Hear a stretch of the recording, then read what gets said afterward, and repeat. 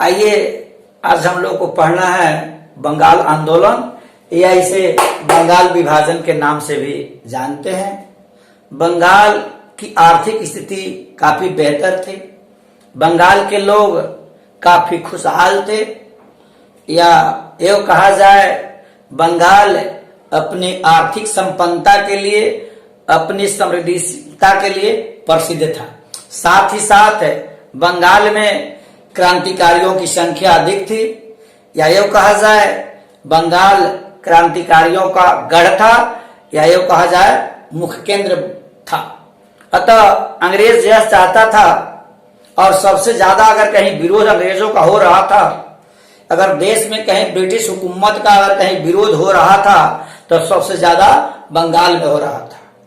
अतः बंगाल की आर्थिक स्थिति और बंगाल में क्रांतिकारियों की संख्या देखकर अंग्रेजी हुकूमत हमेशा चौकन्ना रहता था, और वह इस ताक में था कि कौन सा नियम बनाया जाए, कौन सी ऐसी नीति अपनाई जाए जिसे बंगाल का विभाजन किया जा सके, वह हिंदुओं और मुसलमानों में विभेद पैदा किया जा सके।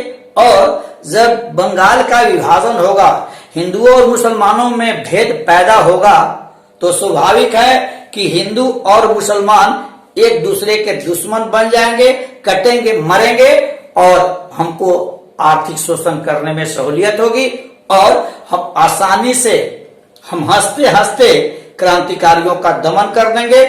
बंगाल जो क्रांतिकारियों का मुख्य अड्डा बन गया है, वो उसे हम आसानी से कुचल देंगे।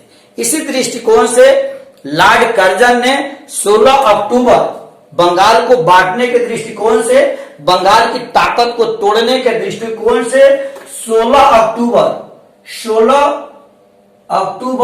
1905 ईस्वी को 16 अक्टूबर 1905 ईस्वी को लॉर्ड कर्जन ने बंग भंग योजना पारित की। क्या पारित की? बंग भंग योजना पारित की, अर्थात बंगाल दो भागों में बट गया, पूर्वी बंगाल और पश्चिमी बंगाल।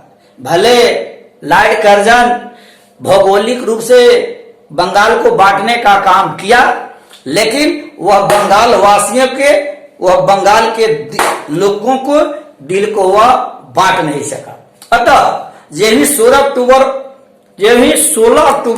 1905 ईस्वी को 16 अक्टूबर 1905 ईस्वी को बंगाल विभाजन की घोषणा हुई। ते ही तमाम बंगाल में तमाम लोग, बच्चे, बूढ़े, नौजवान सभी रोड पर आ गए, और सभी ने इस ब्रिटिश हुकूमत का, या यूं कहा जाए बंगाल विभाजन का विरोध किया।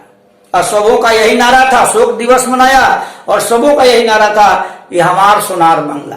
सभी लोगों का यही नारा था कि यह बंगाल जो है, यह हमारा बंगाल जो है सोने का बंगाल है, इसे आप नहीं तोड़ सकते।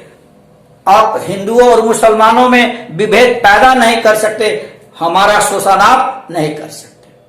और दिन प्रतिदिन यह क्रांति, बंगाल विभाजन के विरोध में जो क्रांति चली, दिन प्रतिदिन धारदार होता गया, और क्रांतिकारी की संख्या बढ़ती गई।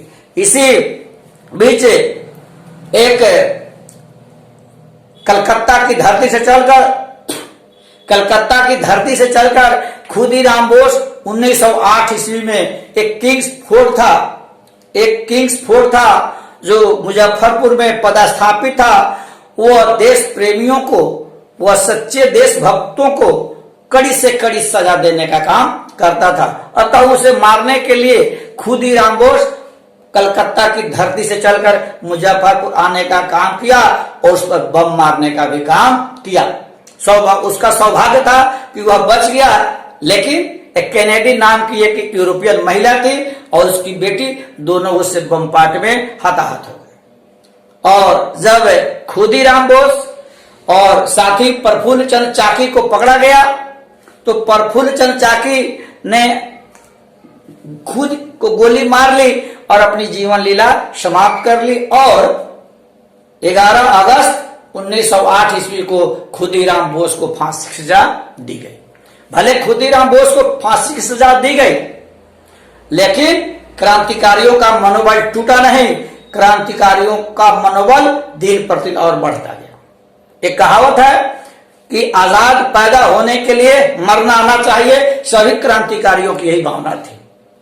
क्या भावना थी? आजाद पैदा होने के लिए मरना आना चाहिए। खुदीराम बोस को फांसी की सजा मिली, लेकिन उसका मनोबल घटा नहीं बल्कि और बढ़ता ही गया। लेकिन लगातार जब विरोध हुआ तो जो बंगाल को दो भागों में जो बांटा गया था, कब बांटा गया था? 16 अक्टूबर 1905 ईस्वी को वह ब्रिटिश हुकूमत अंत में 1911 ईस्वी में 1911 ईस्वी में जो बंगाल को दो भागों में बांटा था। बंगाल कितने भागों में बांटा हुआ था? दो भागों में। पूर्वी बंगाल प्लस पश्चिम बंगाल। बंगाल को कितने भागों में बांटा था? दो भागों में, पूर्वी बंगाल और पश्चिमी बंगाल। किसने बांटा था? लॉर्ड कर्जन ने। लॉर्ड आपसे पूछेगा कि बंगाल को किसने बांटा था, तो मुझे याद रखना होगा लॉर्ड कर्जन ने। फिर पूछेगा कि लॉर्ड कर्जन ने बंगाल को कब बांटा, तो 16 अक्टूबर 1905 ईस्वी को। और फिर जब लगातार विरोध हुआ, संघर्ष जारी रहा, क्रांतिकारी कोरोयम का नारा लगा रहे थे, मरने के लिए तैयार थे, तो यह बंगाल 1911 में, जिसका विभाजन 16 अक्टूबर 1905 को हुआ था, वह बंगाल 1911 ईस्वी में पुनः एक हो गया। क्या हो गया? पुनः एक हो गया। लेकिन आपको एक क्वेश्चन याद रखने की जरूरत है, बहुत ही तमाम चैप्टर का इंपॉर्टेंट क्वेश्चन है कि अगर आप पूछे कि बंगाल 1905 में जो विभाजन हुआ था और जो 1911 में हो गया, तो क्या 1911 में भारत का और भी कोई महत्वपूर्ण काम हुआ क्या? भारत में और कोई महत्वपूर्ण काम हुआ क्या? तो आपको एक याद रखना होगा कि हाँ, पहले भारत की राजधानी कहाँ थी? कलकत्ता थी।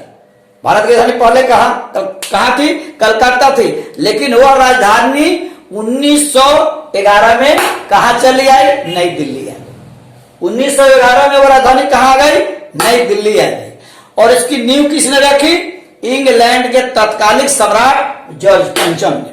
आपसे पूछेगा कि भारत की जो राजधानी कलकत्ता थी और 1911 में जो दिल्ली आई, उसकी नींव किसने रखी? तो हमको लिखना है तत्कालिक सम्राट जॉर्ज पंचम। क्या लिखेंगे? जॉर्ज पंचम। क्या लिखेंगे? जॉर्ज पंचम। जॉर्ज पंचम कौन था?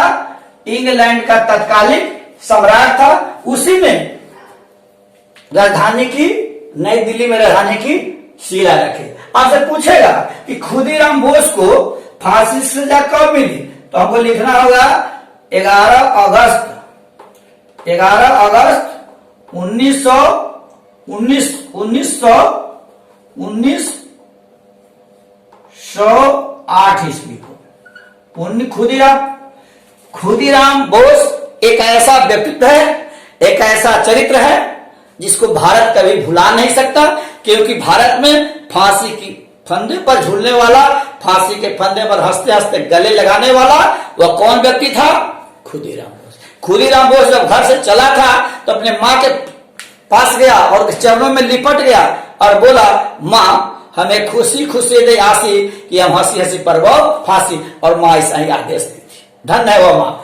अब आपसे पूछेगा, इसमें एक और क्वेश्चन आपको आता है, दो क्वेश्चन और इसमें आता है। आपसे पूछेगा कि आपको यह समझने की जरूरत है, जो बंगाल, जो 16 अक्टूबर 1905 को जो बंगाल का विभाजन हुआ, और वही पूर्वी बंगाल जो था, पूर्वी बंगाल था, वही 1947 ईस्वी में 1947 ईस्वी में पाकिस्तान बन गया। क्या बन गया? पाकिस्तान बन गया। क्या बना?